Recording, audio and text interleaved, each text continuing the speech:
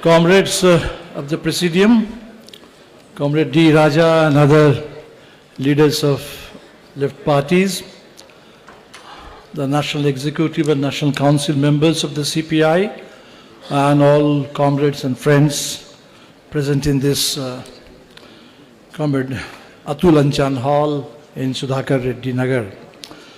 So my warm greetings to all of you for what I hope will be a very successful 25th Congress of the CPI, and especially this Congress is happening against the backdrop of the centenary of the CPI. So it makes it a matter of double pleasure, double honor for me to be able to greet you on this occasion.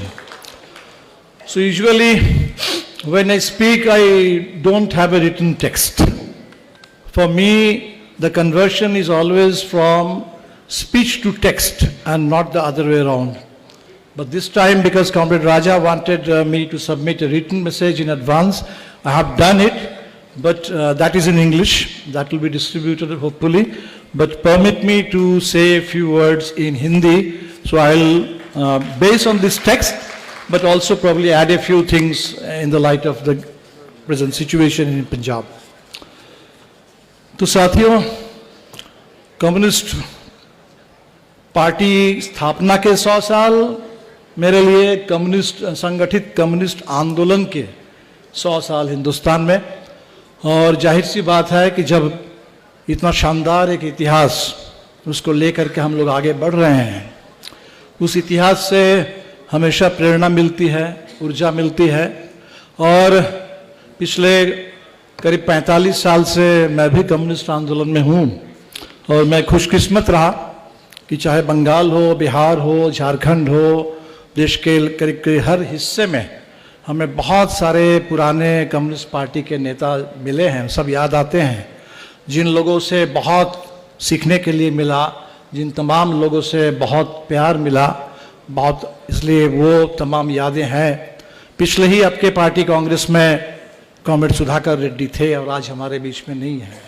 Comrade Atul अंजन थे और आज हमारे बीच में नहीं है। Comrade Sitaram Yechury कल तक थे और आज हमारे बीच में नहीं है। तो उन तमाम कम्युनिस्ट आंदोलन के शहीदों को, उन तमाम हमारे बिछड़े हुए साथियों को आज आपके इस पार्टी महाधिवेशन के मंच से मैं सलाम करता हूं, और ये संकल्प लेता हूं कि उनके अधूरे काम को पूरा करने के लिए, उनके मिशन को पूरा करने के लिए जितनी भी ताकत है वो ताकत लगा देंगे, और इस देश में शहीदों के अरमानों को ज़रूर मंजिल तक पहुंचाने की कोशिश करेंगे। ये पंजाब है, हम हमेशा करतर सिंह सराबा का नाम लेते हैं, भगत सिंह का नाम लेते हैं, अशफाक उल्लाह का नाम लेते हैं उस दौर के। तो वो दौर जहाँ जब कम्युनिस्ट पार्टी नहीं बनी थी, या बहुत सारे हमारे साथी जो शायद औपचारिक रूप से कम्युनिस्ट पार्टी के मेंबर नहीं थे, लेकिन अपने विचारों में, अपनी कुर्बानी में, अपने लक्ष्यों में वो बिल्कुल कम्युनिस्ट थे। मैं मानता हूं कि हमारे देश के कम्युनिस्ट आंदोलन के वो पायोनियर्स थे। भगत सिंह के रचनाओं में आपको कम्युनिस्ट मूवमेंट का एक कार्यक्रम मिल जाएगा, कोई फॉर्मल नहीं, लेकिन बिल्कुल एक बाकायदा अपने नौजवान साथियों से जो अपील कर रहे थे भगत सिंह, वो मैं मानता हूं कि हिंदुस्तान में कम्युनिस्ट मूवमेंट के लिए, कम्युनिस्ट आंदोलन के लिए सबसे पहला कोई प्रोग्राम का अगर मसबिदा है वो हमें कॉमरेड भगत सिंह से मिलता है। तो उन तमाम नेताओं को भी, शहीदों को भी सलाम। हम ये भूल नहीं सकते कि अगर हमने 100 साल पूरे किए हैं, हम अपने शताब्दी मना रहे हैं, इस देश में और एक शताब्दी भी कुछ लोग मना रहे हैं, और पिछले 100 साल से ये दो जो अलग अलग ट्रेजेक्टरी है, जो एक दूसरे के खिलाफ है, एक तरह से आमने सामने की ताकतें हैं, और आज वो हमारे सामने बिल्कुल आर पार की लड़ाई है। जिस दौर में कम्युनिस्ट पार्टी बनी, चाहे आप कानपुर की बात करें या ताशकंद की बात करें, वो दुनिया में उस दौर में कम्युनिस्ट पार्टियां बनी हैं रूस के इनकलाब से प्रेरणा लेकर के, ऊर्जा लेकर के। 1917 की बात है, और उस समय दुनिया ने सोचा था कि शायद रूस के इनकलाब के बाद पूरे यूरोप में और भी कई देशों में इनकलाब होंगे। जर्मनी में रोजा लुक्सेमबर्ग ने लिबनेक ने, बहुत सारे साथियों ने शहादत दे दी एक क्रांति को सफल बनाने की कोशिश में, लेकिन क्रांति नहीं हो पाई।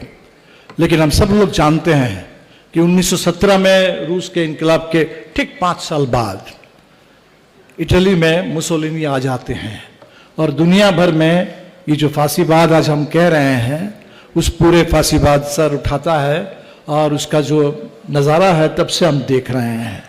और इसीलिए हमने अगर रूस के इनकलाब से ऊर्जा लेकर के आज़ादी के आंदोलन से अपनी जिम्मेदारी को समझते हुए कम्युनिस्ट आंदोलन ने अगर अपने को संगठित किया, जो आरएसएस है उसने उसी मुसोलिनी से, हिटलर से, उसी दौर के फांसीवाद से, उससे ताकत लेकर के, उसकी नकल करते हुए, उससे प्रेरणा लेकर के वो हिंदुस्तान में उसने अपना विस्तार किया।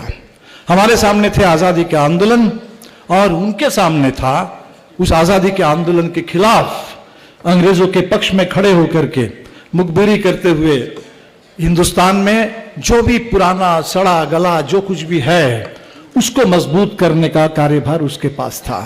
जिस मनुस्मृति को बाबा साहब अम्बेडकर ने, संविधान तो लिखा गया 1949 में, देश को आज़ादी मिली 47 में, और 1927 में बाबा साहब अम्बेडकर उस मनुस्मृति को पब्लिकली उसको जला देते हैं। ये गुलामी का दस्तावेज है और हिंदुस्तान को आगे बढ़ना है तो इस गुलामी के दस्तावेज को जलाते हुए, इसको तोड़ते हुए ही देश को आगे बढ़ना है। और ये आरएसएस 1949 में जब संविधान पारित हो रहा है तब वो खुल के कह रहे थे कि भाई इस देश संविधान में कुछ भी भारतीय नहीं है, भारत का असली संविधान तो मनुस्मृति है।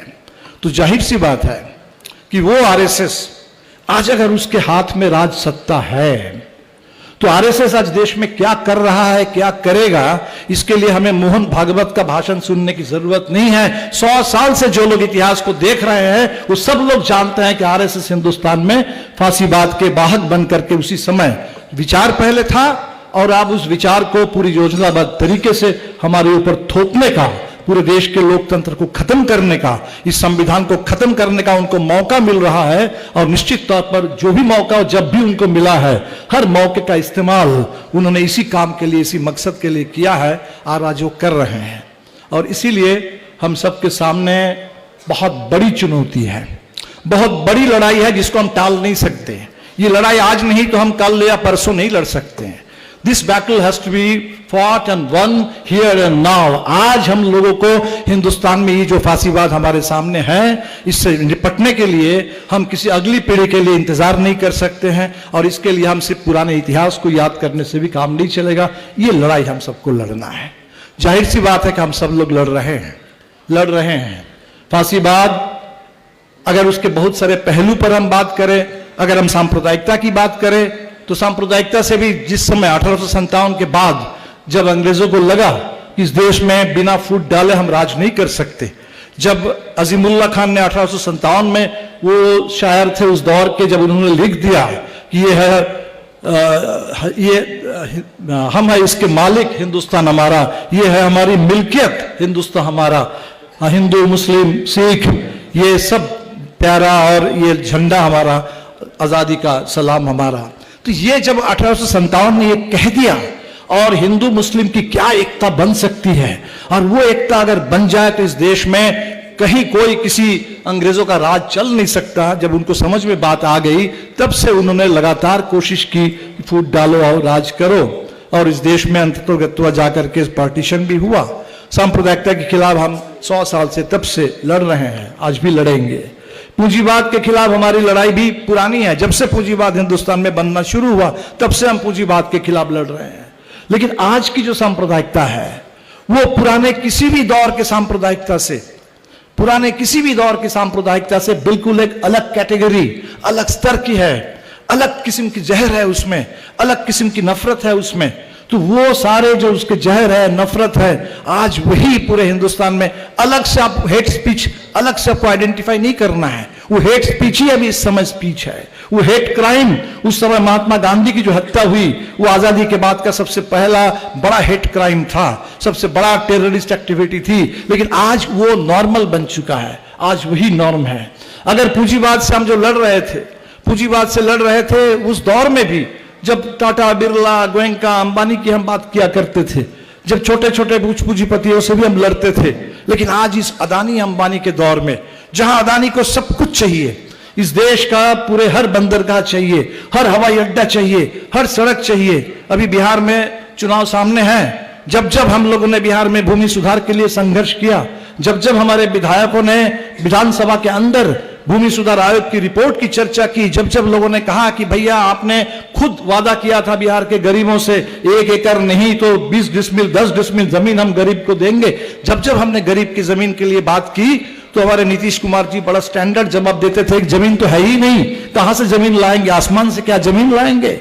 और आज उसी बिहार में 1050 एकड़ जमीन पावर प्लांट के नाम पर भागलपुर में अदानी को दिया जा रहा है। हमारे मोदी जी कहते हैं कि एक पेड़ मां के नाम, और मां के सम्मान को लेकर के बड़े इस समय परेशान है और पूरे देश में बोल रहे हैं, और वहां 10 लाख पेड़ काट दिए जा रहे हैं इस पूरे अदानी के लिए।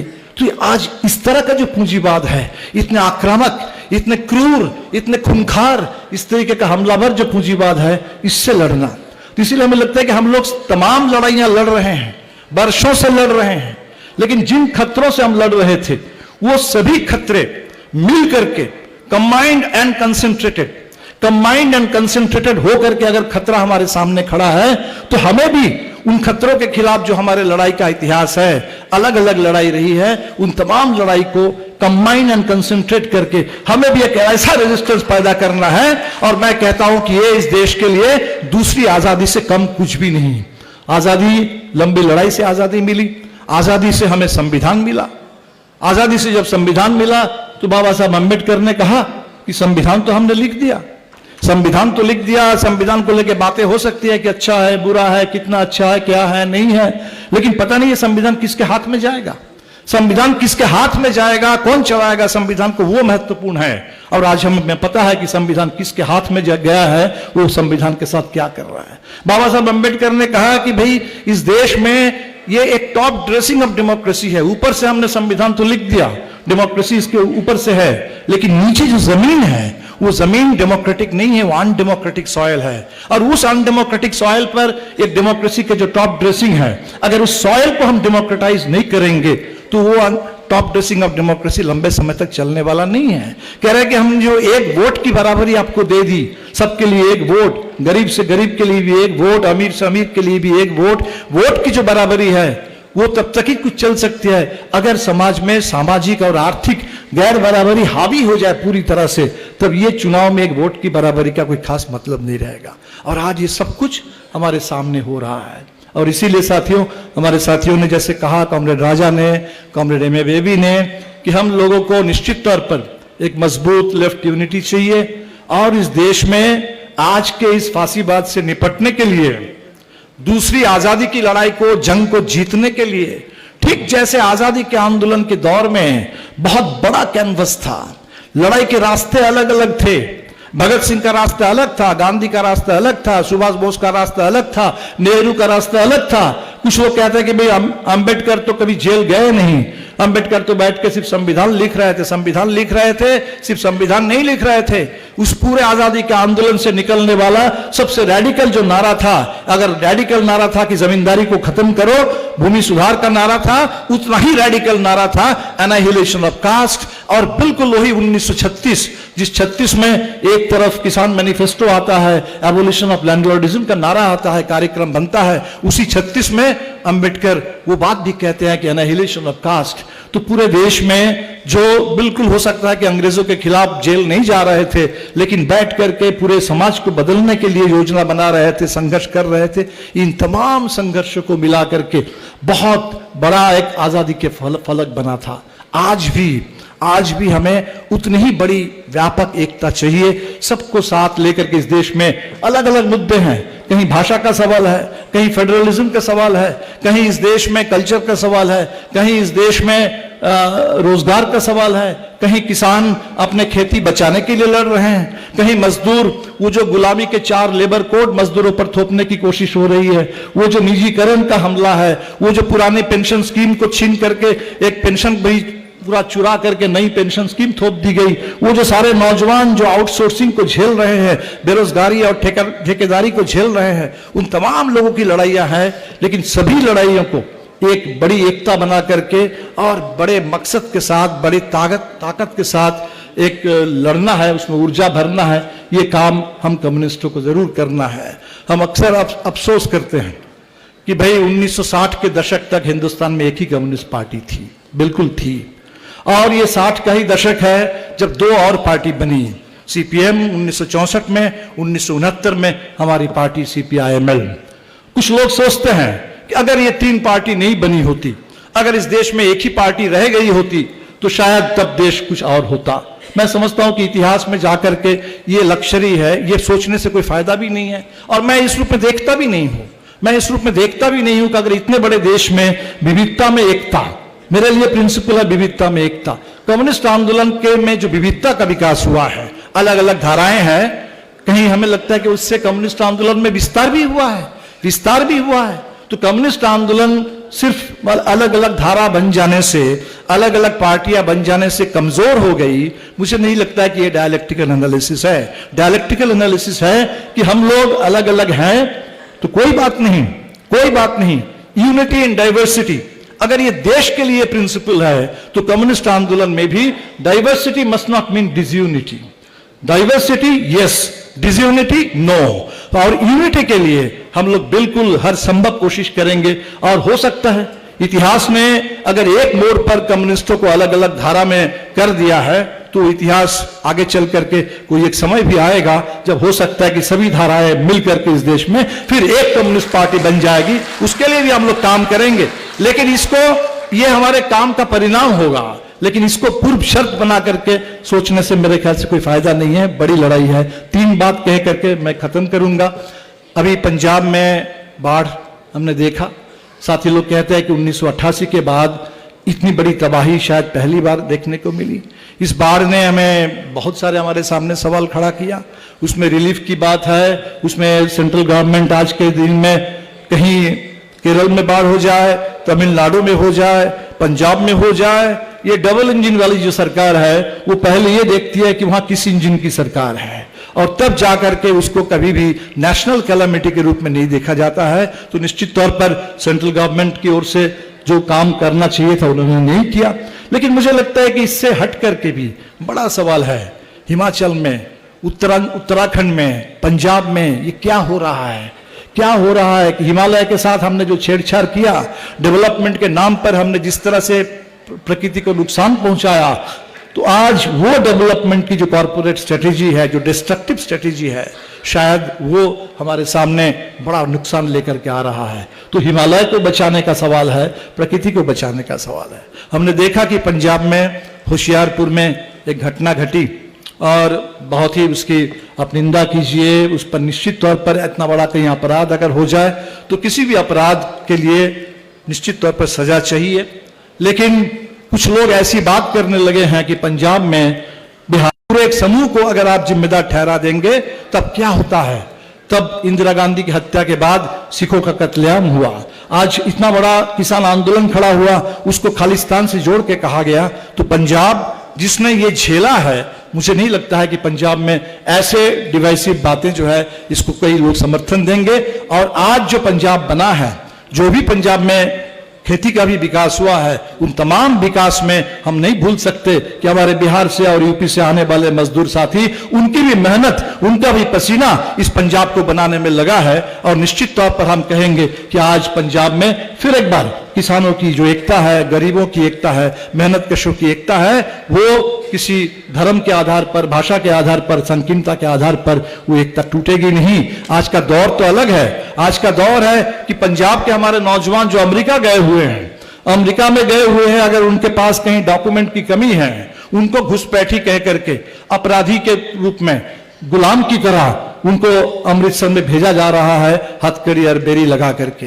तो अगर हमारे साथ जो वहां हो रहा है वो हम अपने इलाके में जो बिहार से आए हैं, यूपी से आए हैं, बड़ा मजबूर होकर के आए हैं काम करने के लिए, तो निश्चित तौर पर हम उनके साथ ऐसा नहीं करेंगे, हम बिल्कुल लड़ेंगे।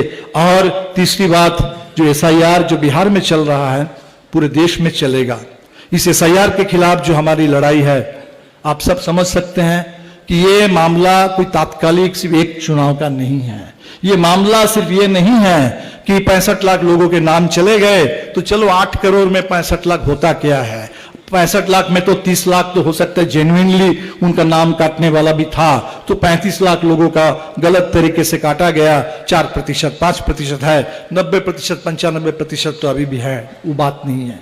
अक्सर जब हम फांसीवाद की चर्चा करते हैं, हमने सुना कि बहुत सारे साथी कहते हैं कि भारत में फांसीवाद कहाँ है, अभी तो चुनाव हो रहा है।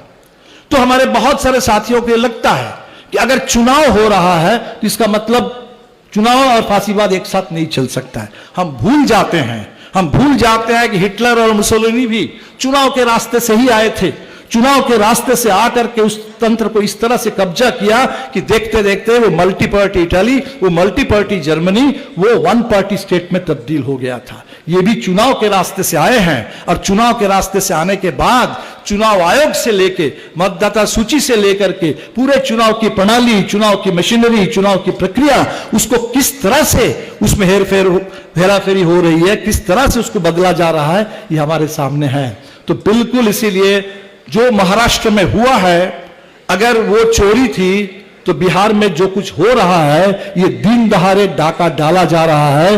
फर्क इतना है कि बिहार के लोग जगे हुए हैं, कोशिश कर रहे हैं लड़ने की, और इसीलिए इस लड़ाई में हम सब लोगों को बिहार के साथ खड़े होना चाहिए।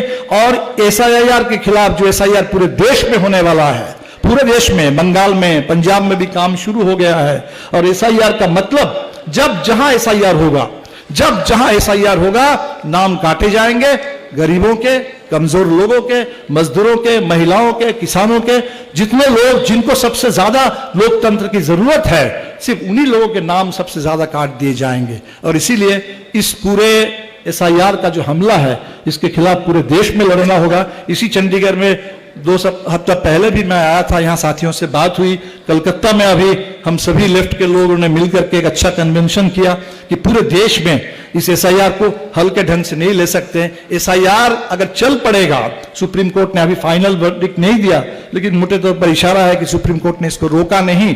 ये हिंदुस्तान में जिस डेमोक्रेसी को ऑलरेडी आप वीडीएम की रिपोर्ट देखेंगे, वो हिंदुस्तान को इलेक्टोरल ऑटोक्रेसी कहता है।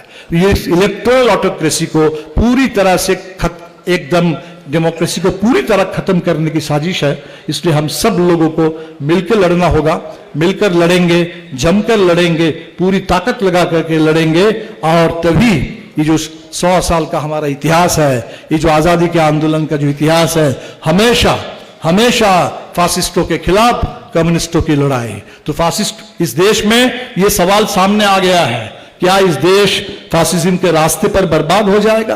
क्या इस देश में फासिस्टों को हर तरह के इस देश को नुकसान पहुंचाने की छूट मिल जाएगी, या हिंदुस्तान के कम्युनिस्ट सबसे आगे बढ़ करके एक होकर के फासिस्टों को शिकस्त देने के लिए हिंदुस्तान के कम्युनिस्ट आगे आएंगे और सभी लोगों को, लड़ने वाले सभी विचार को, सभी ताकतों को लेकर के आएंगे। ये इम्तिहान की घड़ी हमारे सामने है, और मुझे लगता है कि जो इतिहास लेकर के हम चले हैं आज के इस दौर में, हम चूकेंगे नहीं, हम सब लोग झुकेंगे नहीं, चूकेंगे नहीं, लड़ेंगे और जीतेंगे। बहुत बहुत शुक्रिया सभी साथियों को। आपका कांग्रेस महाधिवेशन सफल हो, इसके लिए हमारी पूरी पार्टी की ओर से और इस देश के तमाम वामपंथी प्रगतिशील विचार के लोगों की ओर से बहुत बहुत शुभकामनाएं। इनकलाब जिंदाबाद, सीपीआई जिंदाबाद, वामपंथी एकता जिंदाबाद।